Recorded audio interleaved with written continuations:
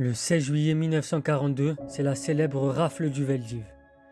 Ce jour-là, dans la capitale et en région parisienne, près de 10 000 hommes, femmes et enfants juifs furent arrêtés à leur domicile au petit matin et rassemblés dans les commissariats de police.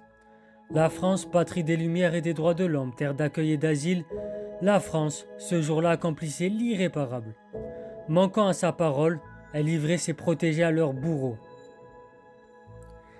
C'est par ces mots que le président français de l'époque, Jacques Chirac, dénonce le 16 juillet 1995 devant le monument commémoratif de la rafle inauguré à Paris, je vous rappelle le 17 juillet 1994, la responsabilité de l'État français dans la déportation des Juifs. Jusqu'où va la responsabilité? Où se loge-t-elle? De fait, si l'appareil dans son ensemble est responsable, qu'en est-il de chacun de ses rouages? À l'évidence, la rafle du Veldiv renvoie chacun des fonctionnaires français du commissaire de police au simple gardien de la paix au sentiment de sa complicité avec l'occupant nazi. Le mot célèbre de Jean-Paul Sartre, « Jamais nous n'avons été plus libres que sous l'occupation », trouve à cette occasion toute sa signification.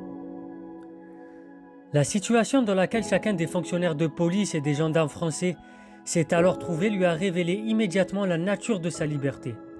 La complicité de génocide est pleinement justifiée. Quel train pour Auschwitz sans des cheminots pour les conduire? Quelle rafle sans les fonctionnaires français pour les rafler? C'était Soso l'Intello, je vous ai parlé de l'État, de sa responsabilité. Abonnez-vous, partagez, likez, très chers soins éclairés, tous les soirs à 20h30.